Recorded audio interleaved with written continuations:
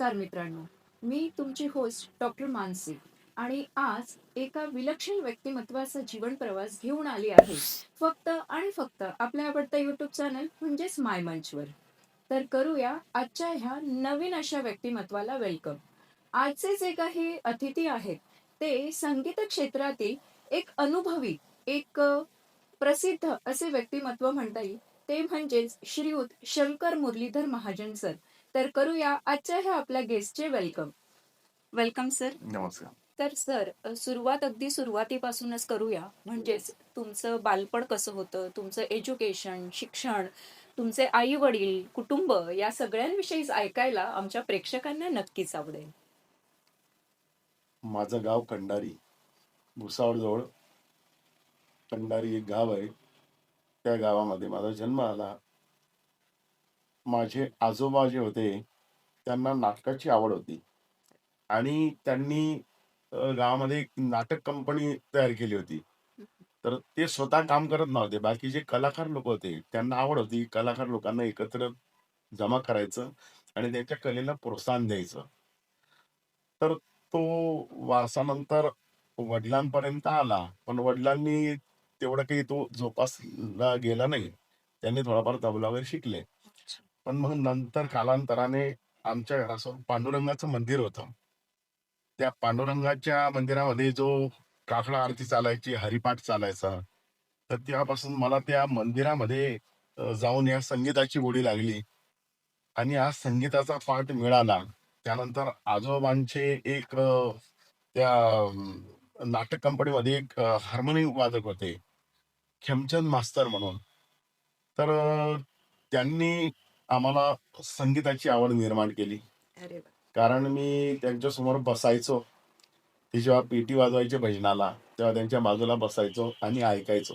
अच्छा. आणि त्या गायनातून मला म्हणजे या संगीताची आवड निर्माण झाली आणि मी गाऊ लागलो.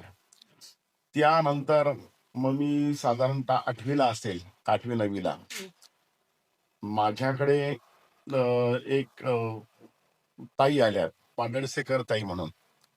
त्यांनी पाहिलं की यांच्याकडे तबला, पेटी, हार्मोनियम वगैरे सर्व आहे. मग त्यांनी आमच्या आजोबाला विचारलं की हे तुमच्या घरामध्ये कोण गातं? तर त्यांनी सांगितलं आमचा नातवाला आवड आहे आणि तो हे हार्मोनियम, तबला वाजवतो आणि गातो पण. मग ते म्हणाले त्याला शास्त्रीय संगीत शिकवा. मग ते म्हणा माझ्याकडे भुसावळला पाठवा. मी त्याला योग्य गुरुकडे घेऊन जाईल मी. त्यानंतर मग बापट सर म्हणून होते, वसंतराव बापट. अच्छा. हे रेल्वेमध्ये ओएस होते, डीआरएम ऑफिसला मोठ्या पोस्टवर होते. तर ते तबला शिकवायचे. त्यानंतर मग मी त्यांच्याकडे जाऊ लागलो. साधारण मी 12 वर्ष त्यांच्याकडे तबला शिकलो. अरे. तबल्याचं शिक्षण मी विशारद झालो. त्यानंतर माझं 10वी-12वी पर्यंत शिक्षणही झालं. आणि विशारद झाल्यानंतर मग मी म्हणजे मला संगीताची आवड होती. अच्छा. परंतु घरच्यांना तेवढी आवड नव्हती. कारण अ, आपले आजोबा जे आहेत ना, आजोबा गेल्यानंतर मग घरच्यांनी म्हटले, "बा तू हे काय करशील संगीत? तू पुढे तसं तर कसं करशील?" तर मला लहानपणापासून वही पुस्तकं बाइंडिंग करायचो. अच्छा. पुन्हा माझ्या मित्राचं सायकलीचं पंक्चर जोडायचं दुकान होतं. अच्छा. त्यानंतर मी तिथे बसून पंक्चर कसं जोडायचं ते पण मला यायला लागलं. अरे वा. त्यानंतर बँड वाजवायचो मी. जेणेकरून मला माझी कला जोपासता येईल, हा माझा उद्देश होता. आणि पुढे चालून म्हणजे घरच्यांचं ते म्हणणं, की "बाबा तू पुढे काय करशील?" तर माझा हा उद्देश होता, की बा आपल्याकडे जर 2-4 कला जर असल्या, तर आपण त्याच्यानं पोट भरू शकतो आपलं आणि आपल्या कलेची साधना करू शकतो. तर अशा प्रकारे मी बँड वाजवला, पंक्चर जोडले, वह्या पुस्तक बाइंडिंग केलं.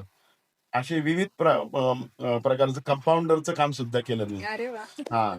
आणि असे कामं करून मी माझी कला जोपासली आणि त्यानंतर मग मी गायनाचे पण धडे शिकले. जयंतराव काटे यांच्याकडे मी गायनाचं शिक्षण पण घेऊ लागलो. माझं गायनाचंही शिक्षण कारण मला गायनाची कला अवगतच होती बालपणापासून. परंतु शास्त्रीय संगीत कसं गायचं, ते मी त्यांच्याकडे शिकू लागलो. पुन्हा त्यानंतर पटवारी सर होते. पुन्हा माझी गुरु वेगळी होती. म्हणजे मी प्रत्येकाकडे ज्याच्याकडून मला शिकायला भेटलं, त्याकडे मी शिकत होतो आणि असं शिक्षण करून मी त्यानंतर अर्ज करत राहिलो मी संगीत शिक्षकाची जिथे जागा निघतील. कसली जागा शाळेमध्ये जरी शिपायाची जरी जागा निघाली तरी मी ते करत राहिलो आणि त्यानंतर मला सिन्नरला योग आला.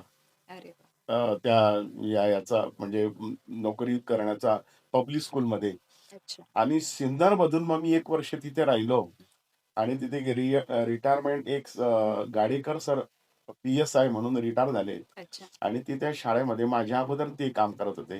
हो. तर त्यानंतर मग ते आदिवासी सेवा समितीमध्ये इथे नाशिकला महात्मा गांधी विद्या मंदिर संस्थेमध्ये काम करत होते. हं, मग मी भजनाची आवड असल्यामुळे मी दर गुरुवारी भजनाला जायचो सिन्नरमध्ये. हं, हं, त्यांना माहिती पडलं. हं, हं. मग ते मला भेटायला आले. "अरे," म्हणे, "तू मालेगावला जा. प्रशांत दादांना माझं नाव सांग." मग मी मालेगावला आलो. दादांना भेटलो आणि दैवयोग असा, की प्रशांत दादांच्या म्हणजे प्रत्यक्षात मला पांडुरंग भेटला. अरे वाह! हां. म्हणजे हिरे घराण्याचं इतकं म्हणजे उपकार आहेत, की त्यांनी माझी कला पाहिली, माझी आकाशवाणीचे सर्टिफिकेट पाहिले. माझे आकाशवाणीवर पण कार्यक्रम झालेत. हं, हं, युवावाणीमध्ये जवळ-जवळ म्हणजे वाद्यवादन, त्याविषयी माहिती, गायन, सुगम गायन, लोकसंगीत गायन, अशी प्रत्येक प्रकाराची माझ्याकडे सर्व्हिस होती. दादांनी ते सर्व बघितलं हं, आणि फक्त सांगितलं, की "बुवा आम्ही तुम्हाला कळवू." हं, हं. त्यानंतर बोंगाने सरांनी माझी जी मुलाखत घेतली होती, त्यांना म्हटलं, "दादांना सांगा, की बुवा काय आहे ते आजच सांगू द्या." म्हणे, "उद्यापासून या." अच्छा. तसं मी 11 जानेवारी 1994 मध्ये मी मालेगावला आलो अरे वाह! आणि आजपर्यंत मी मालेगावला आहे आणि या संगीताची सेवा मी करत आहे. खूपच. आणि मला खरोखर म्हणजे माननीय संपादा दीदींनी पण म्हणजे या संस्थेमध्ये मला चांगली संधी दिली. म्हणजे विद्यार्थी घडवायची खरं. आणि आजपर्यंत मी माझ्याकडे तबल्याचे, पुन्हा गायनाचे बरेचसे विशारद विद्यार्थी झालेले आहे आणि ते संगीत शिक्षक म्हणून काम करतायत इतर ठिकाणी. मला तो आनंद आहे, की माझ्या कलेची आज जी साधना आहे ती काही का ना हो, पण फळामध्ये आले. खरं. जरी मी पंडित नसलो, पण तरी थोडंफार काय माझ्या गुरूंनी दिलेलं आहे, ते मी सर्वांना वाटलं आणि माझ्या गुरूंचं एक वाक्य आहे, आपल्याकडे थोडं का असेना, बाकी ते सर्वांना वाटायचं. खरंय, तर खरंय. ते काम मी आतापर्यंत करतोय हं, हं. आणि जोपर्यंत श्वास आहे तोपर्यंत मी ते काम करत राहीन. अरे वाह! तर या ठिकाणी मी एवढंच सांगू इच्छितो, की माझ्याकडे संगीत शिकण्यासाठी जास्त मुलींचा म्हणजे कल जास्त आहे आणि मुली शिकतात अरे वाह! आणि जेवढे मुलं मन लावून अभ्यास करत नाही, तेवढं मुली करतात. खरंय. फक्त काय आहे, एक म्हणजे मला वाईट वाटतं खूप आपल्या समाजाचं, की एवढी चांगली कला असताना मुलीचं लग्न झाल्यानंतर तिला ते घरची मंडळी कशी भेटते, त्यानंतर तिला ते जो गायनाचा अभ्यास आहे, तो करू दिला जात नाही हं. आणि तिची ती कला म्हणजे बंद पडते. म्हणजे मला असं म्हणायचं आहे, जे गाणं आहे, ते साक्षात सरस्वती आहे. खरंय, खरंय. म्हणजे जे तुम्ही मंदिरामध्ये देवाचं दर्शन घ्यायला जातात, पण तो देव तुमच्या घरामध्ये कोणत्या रूपामध्ये आलेला आहे, हे तुम्हाला ओळखता येत नाही. तर याचं मला खूप वाईट वाटतं. हं. कारण एखादी मुलगी ती संगीतामध्ये पुढे जाऊ शकते. एखादी शिक्षणाने म्हणजे मला असं म्हणायचं नाही, की संगीताचं शिक्षण, पण त्या याचं म्हणजे आवड पाहायला पाहिजे, की ह्या मुलीला काय आवड आहे, काय आणि बा ती पुढे कशी घेऊन कुठे जायची. कल आहे हे हां. बघणं तर गरजेचं आहे. याचं मला म्हणजे समाजामध्ये खूप वाईट वाटतं, की समाजामध्ये अशी कदर केली जात नाही आणि त्या मुलींचं पुढे नुकसान होतं. असं मी बरेचसे उदाहरण पाहिलंय. तर मला जेणेकरून पालकांनाही विनंती आहे आणि ज्यांच्याकडे ती मुलगी येते त्यांना पण विनंती आहे, की तुम्ही असं करू नका. कारण कोणत्या रूपामध्ये तुमच्याकडे लक्ष्मी येईल, ते सांगता येत नाही. तर अशा मला या प्रकारे अनुभव आहे संगीताचे. अरे वाह! सर. तुमचा हा भुसावळ ते मालेगाव हा प्रवास अत्यंत इंटरेस्टिंग असा आहे आणि जसं म्हणतात ना, की अगदी तुम्हाला संगीताची आवड होती, त्यातले गुण तुमच्यात होते आणि त्यानंतर म्हणतात, की संगीताचं बाळकडूही तुम्हाला मिळालं आणि योग्य शिक्षकांची साथ मिळाली आणि त्यामुळेच तुम्ही आजवर इथे पोहोचलेला आहात. तुम्ही जसं म्हटलात, की आदरणीय प्रशांतदादा हिरे, संपदा दीदी हिरे यांनी तुम्हाला जी साथ दिली त्यामुळेच तुम्ही आजवर इथे आहात आणि संगीताची सेवा तुम्ही करत आहात. तर खूपच सुंदर अशी जर्नी तुमची आहे. माझा पुढचा प्रश्न तुमच्यासाठी असा आहे, की आज सगळ्यात किती लोकांचा सपोर्ट तुम्हाला इथे मिळालेला आहे? इथे तर मला म्हणजे घराण्याचं तर आहेच. त्यानंतर गोरवाडकर परिवार आहे इथे, डॉक्टर गोरवाडकर. हो, हो, हो. म्हणजे त्यांच्या वाड्यामध्ये जे कार्यक्रम झाले, पुन्हा त्यांच्याकडे मला पुरस्कार पण भेटला एक अभिनव पुरस्कार म्हणून. अच्छा. त्यानंतर अनेक ठिकाणी माझी जी मित्रमंडळी इथली, हं, हं. अ, किशोर जाधव सर, राजू सोनवणे सर, प्राध्यापक डी.बी. सोनवणे सर, म्हणजे आम्ही अच्छा, अच्छा. राजू सोनवणे सर म्हणतो त्यांना. तसेच आमचे टी.एम. भाऊ म्हणजे गोकुळवाणी, हं, हं. डॉक्टर वाडेकर अच्छा, आणि पुन्हा आमचे डॉक्टर चोपडे सर. जसं अच्छा. मी मालेगावला आलो, हं, हं, हं. तसं आमचे जे किशोर सर आहेत काबरा हायस्कूलला, हं, हं, हं. त्यांनी माझी राहण्यापासून तर जेवणापासून माझी सोय लावून दिली आणि आतापर्यंत आमची मैत्री इतकी आहे, की आम्ही म्हणजे गायला पण आणि पुन्हा एकत्रित फॅमिली येऊन आम्ही भोजन करतो. पुन्हा म्हणजे गाणं तर आमचं म्हणजे गाण्याची मैफिलच असते आमची. अरे वाह! आमच्याकडे इथे गाण्याचं अगदी बिलकुल येतात, सर्वजण गातात. त्या मालेगावमध्ये तर म्हणजे मला माझं जरी गाव भुसावळ कंटारी असलं, पण इथे मला इतका मित्रवर्ग भेटला, की मला वाटतं मी माझ्या नातेवाईकामध्येच आहे. अरे वाह! म्हणजे अख्खं मालेगाव जरी म्हणजे माझा परिवार म्हटलं तरी चालेल. अरे कारण मालेगावला खूप मला चांगली माणसं भेटली आणि असं काही नाही. सर्व समाजामधली माणसं, सर्व समाजामधली माणसं मला खूप गोड भेटली आणि आजपर्यंत मला खूप साथ देतात. माझ्या सुख-दुःखामध्ये काहीही असो, ते माझ्यासाठी धावून येतात. तर त्यामुळे मला इथे पुढे मला मालेगावला स्थायिक व्हायचं रिटायरमेंट नंतर. अरे वाह! छान.